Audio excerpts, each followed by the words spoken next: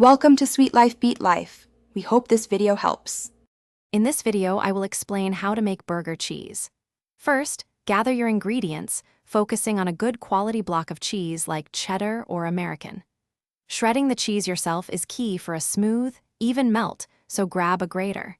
You'll also need a non-stick pan and a little milk or cream to achieve that perfect, gooey consistency. Prepare everything before you start cooking. To begin melting, place your shredded cheese in a non-stick pan over very low heat.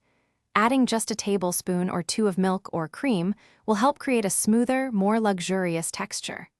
Cover the pan with a lid to trap the heat, allowing the cheese to melt gently and evenly without scorching. This method ensures a consistent, delightful melt every time. Now, let's get creative with your burger cheese. Feel free to mix in a pinch of your favorite spices, like a dash of paprika or a hint of garlic powder, for a unique flavor profile. Combining different types of cheese, such as Monterey Jack with cheddar, can also add depth. You can also adjust the amount of cheese to achieve your preferred thickness and melt. Once your burger is ready, gently place the warm, melted cheese on top for that irresistible finish. Serve immediately to enjoy the perfect gooey texture and rich flavor.